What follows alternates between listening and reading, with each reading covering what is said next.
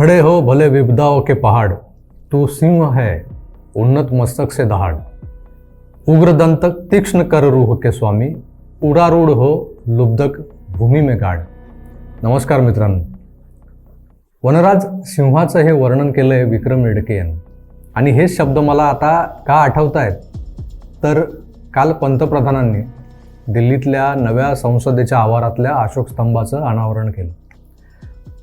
हा अशोक स्तंभ म्हणजे आपण आजवर पाहत आलो त्या आपल्या चिरपरिचित असणाऱ्या रुपयांवरच्या किंवा सरकारी कागदपत्रांवरच्या त्या 4 सिंहांच्या मुद्रा असलेला अशोक स्तंभ.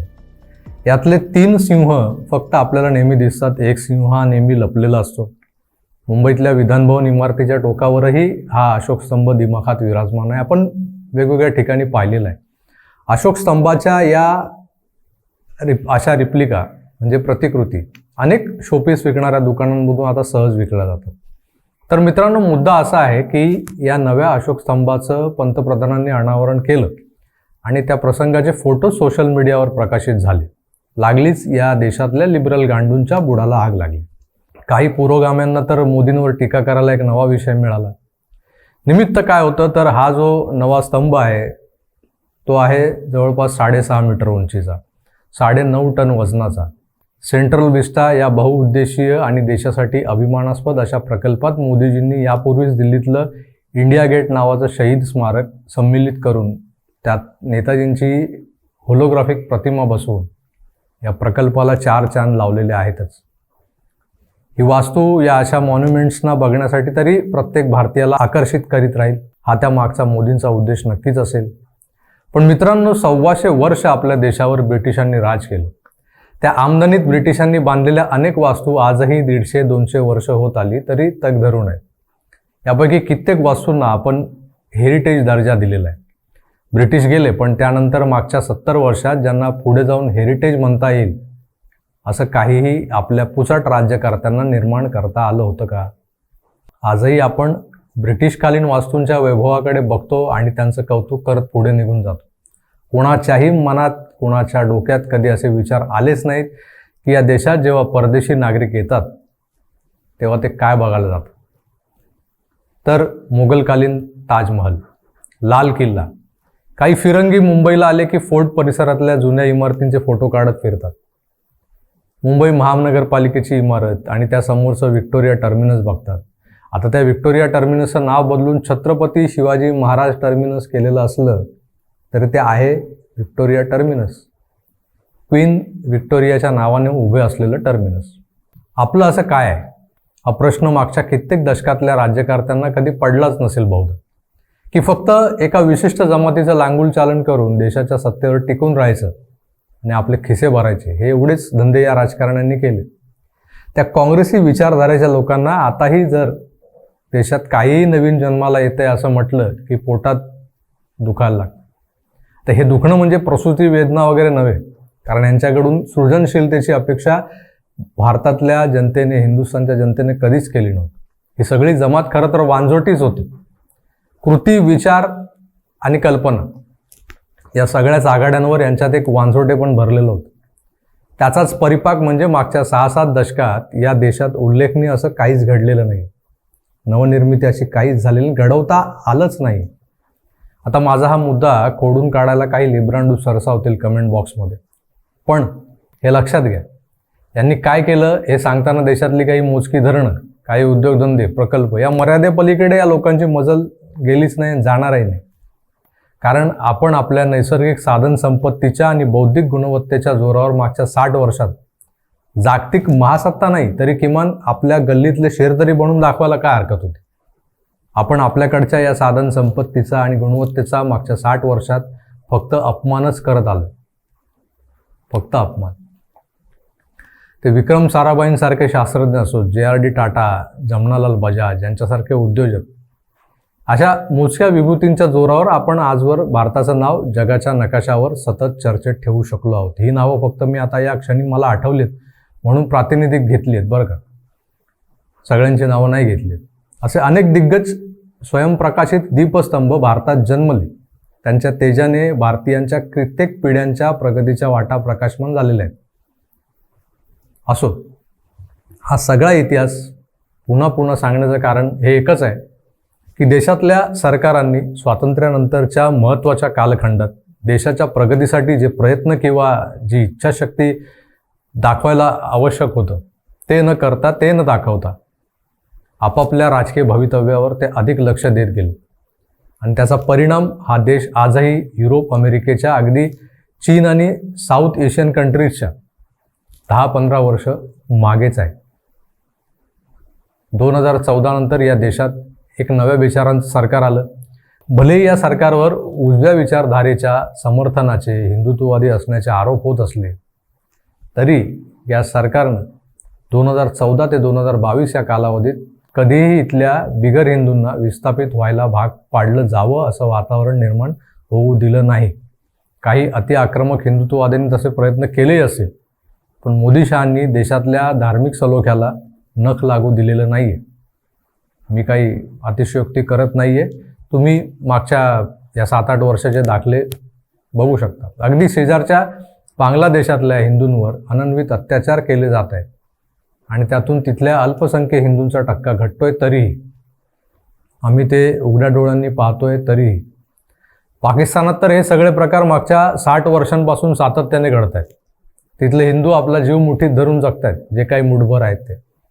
पण भारतातले अल्पसंख्य मुसलमान मात्र छोट्या मोठ्या कारणांवरून खुलेआम इथल्या बहुसंख्य हिंदूंचे गळे चिरायला मागे पुढे पाहत नाहीत. गुस्ताखे नबी की एक ही सजा, आठवतंय?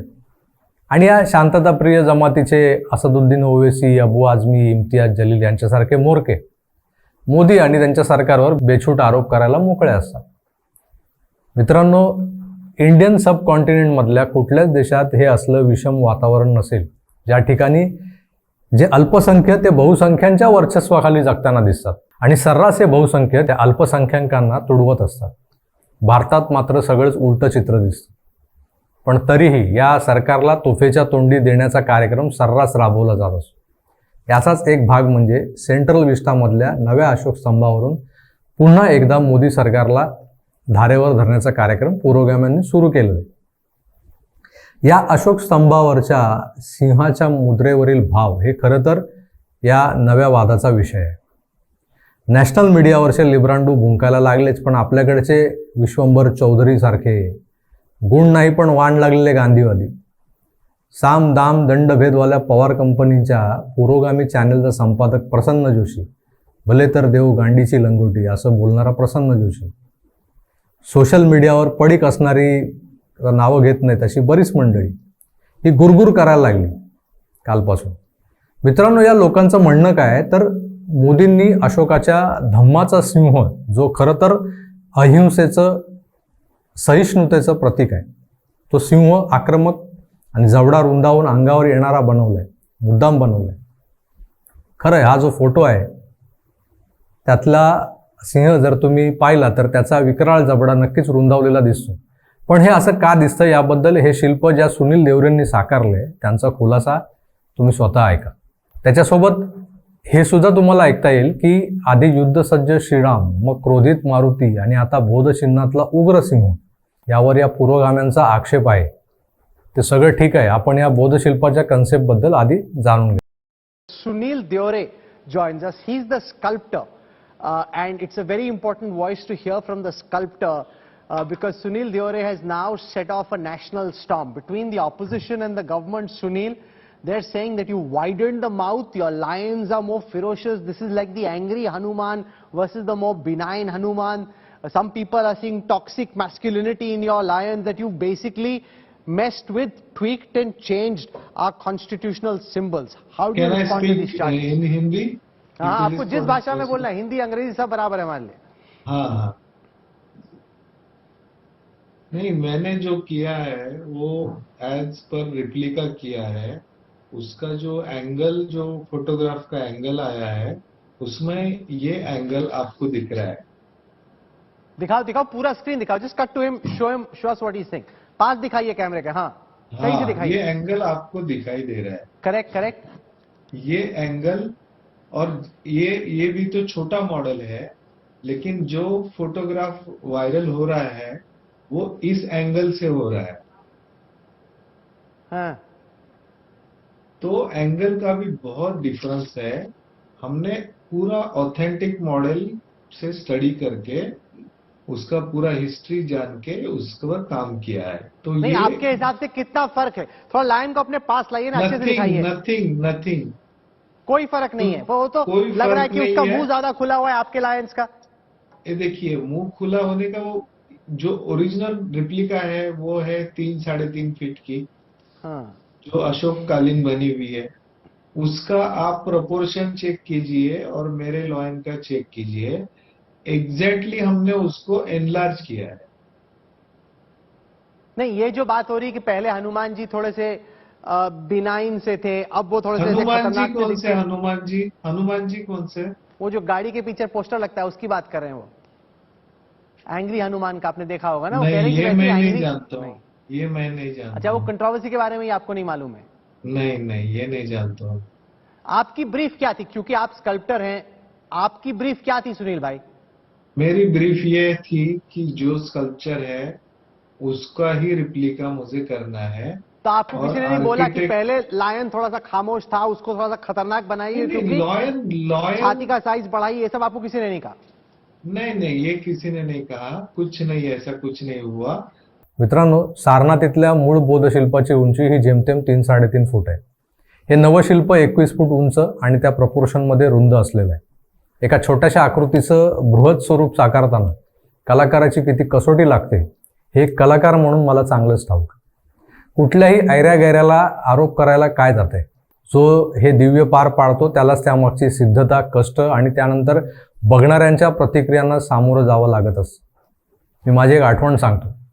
लहानपणी मी राहायचो खेतवाडीत, गिरगावात. खेतवाडीतला गणेशोत्सव म्हणजे मुंबईकरांना माहिती आहे की कसली पर्वणी असते. इथल्या 1 ते 13 गल्ली, म्हणजे पहिली गल्ली ते 13वी गल्ली, या 13 गल्ल्यांमध्ये जवळपास सगळ्याच गल्लीमध्ये सार्वजनिक गणेशोत्सव साजरा केला जातो. यातल्या काही मोजक्या गल्ल्यांमध्ये अगदी 3-4 वर्षापूर्वी, म्हणजे 3-4 वर्षापूर्वीपर्यंत, म्हणजे जोवर गणेश मूर्तींच्या उंचींवर मर्यादा आणली गेली नव्हती तोवर 25 ते 30 फूट उंचीचे गणपती बसवले जायचे. लालबागचा राजा, गणेश गल्ली, चिंचपोकळी, चिंतामणी वगैरे इथेही अशाच उंच गणेश मूर्त्यांची प्रतिष्ठापना होत असायची. गणेश मंडळाचे पदाधिकारी हे पूर्वी एखादा फोटो घेऊन मूर्तिकाराकडे येत असत आणि त्या फोटोनुसार 20-22 फुटांची मूर्ती घडवायचा ते आग्रह करत असत. तर काल परत्वे खुद्द मूर्तिकार मग प्रत्येक मंडळासाठी 2-3 रफ स्केचेस तयार करायला लागले. त्यातलं एखादं मॉडेल मंडळाला आवडलं की त्यावर काम सुरू व्हायचं. ही अशी रफ स्केचेस तयार करताना मोठमोठ्या मूर्त्यांना आतून जो सपोर्टसाठीचा लोखंडी सांगाडा असतो त्या सांगाड्याचंही मोजमाप लक्षात घ्यावं लागत असायचं. मी स्वतः कित्येक मूर्तिकारांसाठी त्यांच्या कल्पनेतले बाप्पा रेखाटून दिलेले आहेत, जे रफ स्केचेस करून दिलेले आहेत. तर त्याआधी 1984-85 साली मी खेतवाडीतल्या कित्येक गल्ल्यांमधल्या गणेश मूर्तिकारांना प्रत्यक्ष या अशा 20-25 फुटी गणेश मूर्त्या घडवताना बसून पाहिलेलं आहे. शाळा सुटली की तासनतास मी या गणेश मूर्त्या घडवणाऱ्या मंडपांमध्ये बसून असायचो. बऱ्याचदा ते सांगतील ती छोटी मोठी कामं देखील करायचो. शाडूच्या मातीचं कालवण कर, भाकऱ्या बनव, म्हणजे ते मातीला भुसा लावून भाकरी बनवली जाते. हा जो वेळ माझ्याकडून ती निर्मिती पाहण्यात किंवा त्यांना मदत करण्यात गेला, त्यामुळे कलाकृतीकडे बघण्याचा एक दृष्टिकोन तयार होत गेला. साधंसं उदाहरण आहे, जेव्हा अशा या भव्य कलाकृतीकडे, शिल्पाकडे, पुतळ्याकडे आपण असं खालून वर पाहतो त्यावेळी आपल्या डोळ्यांनी साधलेला जो एक कोन असतो त्याला भूमितीय भाषेत पर्स्पेक्टिव्ह म्हणतात. हे पर्स्पेक्टिव्ह जसं जसं बदलत जातं तसं तसं ते शिल्प आपल्याला वेगळं दिसायला लागतं. आपल्या आकारमानापेक्षा कित्येक पट अधिक आकारमानाची वस्तू पाहताना ती एका विशिष्ट अंतरावरून आणि त्या वस्तूच्या समांतर रेषेत येऊन पाहिली गेली की ती प्रत्यक्षात जशी आहे तशी दिसते. कारण आपले डोळे हे इक्विलंट टू 50 mm, म्हणजे याला नॉर्मल लेन्स फोटोग्राफीच्या भाषेत म्हणतात. जी नॉर्मल लेन्स असते ते काम आपले डोळे काम करतात. नाहीतर गोंधळ होतो हे असं पाहिलं नाही तर. म्हणून त्यावेळीही गणेश मंडळांच्या या भव्य मूर्त्या असायच्या. त्या मंडपात मूर्तीपासून एक अंतर राखून एक रॅम्प बनवला जायचा. त्यावर एकीकडून चढायला आणि दुसरीकडून उतरायला असे 2 बाजूला 2 जिने असायचे, ज्यावर एका ठिकाणी आत आणि एका ठिकाणी बाहेर असं लिहिलेलं असायचं. आता तुम्ही म्हणाल की काय गंमत करताय, खरंच असं लिहिलेलं असायचं आत आणि बाहेर. ज्यांनी रात्रभर रांगा लावून मुंबईतला गणेशोत्सव अनुभवला आहे त्या सगळ्यांना आठवत असेल. मी अजिबात बडा चढा की अतिरंजित असं काही सांगत नाही. तर या रॅम्पवरून गणेश मूर्तीकडे पाहिलं की अगदी प्रसन्न वाटायचं, कारण एक लेवल, आपल्या आय साईटची लेवल त्या मूर्तीच्या उंचीशी साधली जायची आणि मग ती मूर्तीची भव्यता, दिव्यता, त्याचा आखीव रेखीव पण सगळं दिसायचं. डोळ्यांच्या समोर एका रेषेत ती प्रतिमा आली की त्या मूर्तीतलं खरं सौंदर्य खुलून दिसायचं. त्या मूर्तीतले बारकावे, बारीक सारीक डिटेल्स बघता यायचे. विशेष म्हणजे बाप्पांचे डोळे. मित्रांनो, हा सगळा भूतकाळ मी का सांगितला तर सेंट्रल विस्टामधल्या त्या अशोक स्तंभावरच्या सिंहाच्या चेहऱ्यावरचे भाव, ज्यांना एका पर्स्पेक्टिव्हमधून अकराळ विकराळ दिसत आहेत आणि ते मोदींनी मुद्दाम करून घेतलेत. जे दिसत आहेत त्याला काही आपण करू शकत नाही, पण ते मोदींनी मुद्दाम करून घेतलेत असं म्हणून वर त्याला अशोकाच्या धम्माची पार्श्वभूमी जोडून धार्मिक तेढ निर्माण करण्याचा जो खोडसाळपणा काही पुरोगामी करतायत, त्यामागचं हे शास्त्रीय स्पष्टीकरण समजा हवं होतं. तुम्ही जो व्हिडिओ आधी पाहिला आहे त्या शिल्पकाराचा, त्यात खुद्द शिल्पकाराने हे स्पष्टीकरण त्याच्या भाषेत दिलंय. मी फक्त माझ्या पद्धतीने समजावून सांगेल. आता हे चित्र पहा आणि पर्स्पेक्टिव्ह बदलला की दृष्टीभ्रम कसा दूर होतो हे तुमच्या लक्षात आलंच असेल. खरं तर एका मिनिएचरवरून एवढी मोठी शिल्पकृती घडवताना, म्हणजे आता हे पहा, हे मिनिएचर आहे, हे हार्डली 1 फुटापेक्षा जास्त नाही आहे, पण ती मूर्ती जवळपास 21 फुटाची. या मिनिएचरवरून मोठी शिल्पकृती घडवताना कलाकाराच्या नाकी नऊ येतातच, स्वानुभवाने सांगतो. आणि हे मान्य करायला संकोच करू नये की यामुळे त्यात कित्येकदा 19-20 होऊ शकतं. शिल्प पूर्णतः निर्दोष असेलच असं नाही. आपल्या देशात असे अनेक पुतळे आहेत की ते पाहताना क्षणभर विचार करावा लागतो की हे नेमके कोण. हातात संविधान आणि इतर पुस्तकं दिसली की ते बाबासाहेब आहेत, आणि डोक्यावर जर सैनिकी टोपी दिसली किंवा ती टोपी आहे म्हणून ते सुभाष बाबू आहेत, नाहीतर मेजर फरक काहीच नसतो. गांधीजींच्या शिल्पांचीही बरीच व्हरायटी आपल्याला बघायला मिळते आपल्याकडे. छत्रपती शिवाजी महाराज आणि संभाजी महाराजांच्या तोंडाकडे बघूनही ओळखता येत नाही पुतळा कोणाचा. महाराज कोण, शिवाजी महाराज की संभाजी महाराज. होतं असं कधी कधी, सगळेच काय मायकेल एंजेलो नसतात ना, त्या क्वालिटीचे शिल्पकार सगळेच नसतात. त्यात आपण म्हणजे आजही फोटोकॉपीला झेरॉक्स, मिनरल वॉटरला बिस्लेरी आणि घरातल्या लोखंडी कपाटाला गोदरेजचं कपाट म्हणणाऱ्या जमातीतले. आपण या अशोक स्तंभाकडे पाहताना खिशातल्या नोटेवरच्या अशोक स्तंभावरच्या सिंहाचा हसरा चेहरा पाहणार आणि मग तुलना करणार. फरक तर पडणार ना मित्रांनो, पण हा फरक मुद्दामून केला गेला आहे. सध्याच्या राज्यकारभाराचं प्रतीक म्हणून हा उग्र चेहरा निवडला गेला आहे. प्रचंड क्रोधित गर्जना करणारा सिंह आणि त्याचं समर्थन करत ये नया इंडिया आहे असं म्हणणं म्हणजे लिबरल गटारांना आलेला महापूरच म्हणावा लागेल. हा फरक आमच्या चाणाक्ष प्रेक्षकांना समजावा म्हणून हे थोडंसं लांबलेलं विवेचन होतं. तुम्हाला पटलं का हे मला कमेंट करून नक्की कळवा. पण थांबण्याआधी मी माझं वैयक्तिक मत मांडतो. सिंह हा सिंहासारखाच दिसायला हवा, माणसाळलेल्या बोक्यासारखा नव्हे. समजने वाले को इशारा काफी. तुर्तास थांबतो, पुन्हा भेटूच. तोवर आपली काळजी घ्या आणि पाहत राहा आकार DG9. धन्यवाद, नमस्कार.